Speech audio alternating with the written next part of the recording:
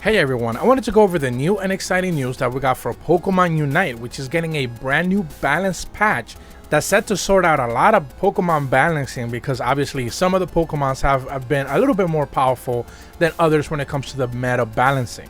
So right away they mentioned a lot of bug fixes, a lot of text fixes, and shop updates. So we do remember that in the last update we got a lot of just simple fixes on top of the Pokemon balancing, and one of the things that was pretty good was the fact that like the character select screen was sorted out.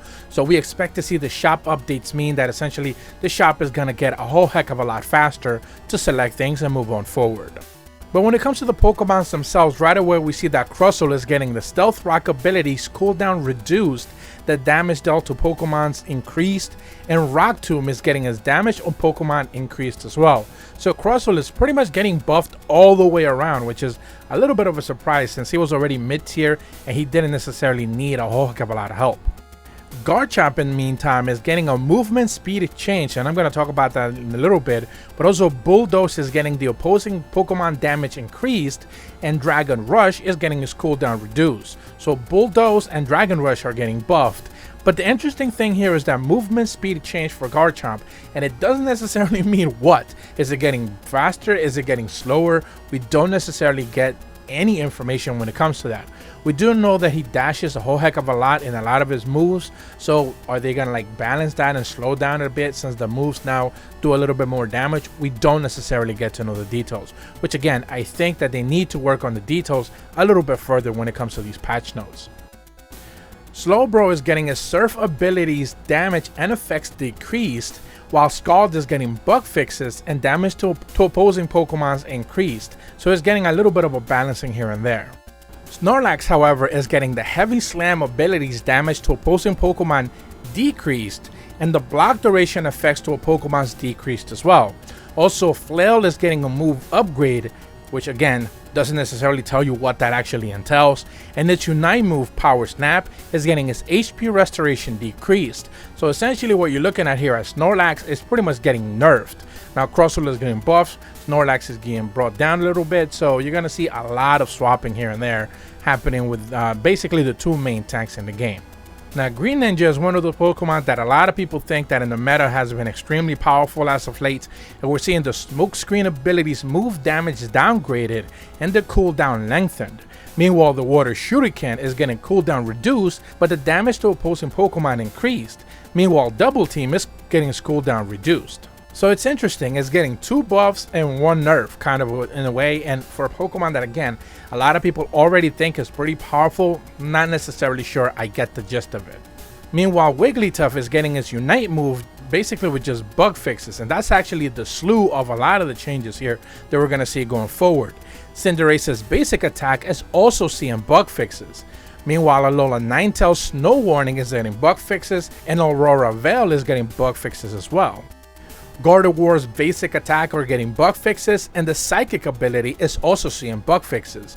Meanwhile, Cramorant's Hurricane is also seeing bug fixes, and that's pretty much it when it comes to the Pokemons themselves. So when they basically just say like bug fixes, we don't necessarily what that equates to.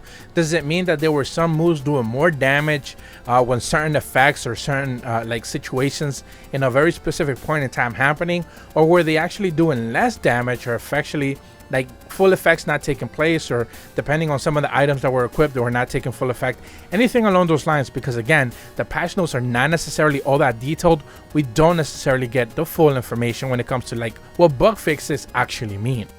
I think the other biggest change that we're going to actually see is actually when it comes to the battle items. Eject button is getting its stats decreased. So if you are playing the meta, you know that eject button is one of the biggest proponents, as one of the biggest, most popular items that a lot of people use, and essentially this one is getting nerfed. We're not necessarily sure by how much, so we're just gonna have to wait and see what actually happens when it comes to that. Goal Getter is getting a stats increase as well. Meanwhile, Fluffy Tail is getting a stats increased, and X Attack is seeing a stats increased as well. So we're seeing a lot of other items getting boosted, but meanwhile Eject Button, which again I do think is the main one that a lot of people have been using, is pretty much the only one getting nerfed. I don't necessarily think Goal Getter is all that popular. Fluffy Tail, I know for a fact no one actually uses, and X Attack is pretty much like X Defend. It's one of those things that is very situational and is very dependent on the Pokemon that you use. but eject button is pretty much kind of like the go-to one, simply because it can actually save you. So I'm guessing if they're actually saying that the stats are being decreased, chances are the cooldown is going to be longer, which I do think is already about a minute. If not like 59 seconds, it's probably like 49 seconds. And if they're saying that it's just being nerfed, does that mean that the actual like dash that you get, or the warp that you actually see, is it going to be shorter, which then kind of makes it pointless to even have? I don't necessarily know.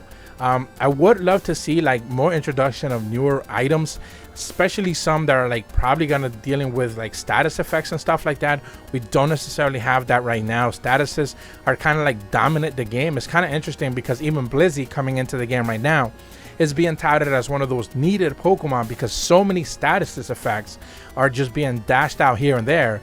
And Blizzy is actually going to be dealing with a lot of statuses. It's just going to be like clearing out a lot of the Pokemons in your teammates, a lot of the statuses effects that they actually have. So hopefully going forward, statuses are not necessarily going to be as dominant as they are right now, simply because if you do have a Blissey on your team, which again is going to be extremely situational unless you're actually playing with, you know, friends and stuff like that, where you could actually sort out a team, a pretty good team yourself, you're not necessarily going to always have that. But I do think statuses are a little bit over the top right now, and an item that can actually deal with statuses just in general would be pretty good. We don't necessarily have that right now. And again, just seeing the eject button being nerfed in that regard, I don't necessarily know how much that actually is going to help. I am surprised that Zeraora once again is not being nerfed. That Pokemon is just kind of broken.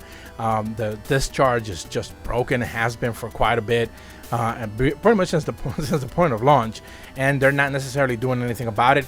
Lucario, again, another patch completely untouched. They're not even thinking about Lucario. They didn't even look at him. And pretty much in the meta, everybody knows that Lucario is pretty powerful, and Zeraora is pretty much in that same situation. So extremely interesting that two of the biggest, most powerful Pokemons are still just kind of untouched. We know that in the last patch, Cinderace got pretty much nerfed to hell, but you know, it's still kind of pretty powerful. Gengar definitely went kind of like bye-bye, and other Pokemon just kind of never get touched, like Mr. Mime or Absol just kind of just pretty much exist, and they don't necessarily care to even like try to balance them at all or anything. I was hoping that Gardevoir saw some changes, but apparently it's just, other than bug fixes, we're not seeing anything. I have been playing a lot of Gardevoir lately, and I like it quite a bit, but again, it's one of those Pokemons that in the meta itself is not necessarily all that powerful, because it's just very much damage dependent and not very good when it comes to escapability, which is kind of like one of those things that you desperately need, which is why Green Ninja is so powerful. It just has pretty much the damage and the escape abilities to be able to just handle itself extremely well. But that's going to be it for this video. Hopefully you guys found it informational. If you're brand new to my channel, be sure to leave a like and subscribe. Hit the bell to receive notifications when the videos go up. And as always, thank you so much for watching. See ya.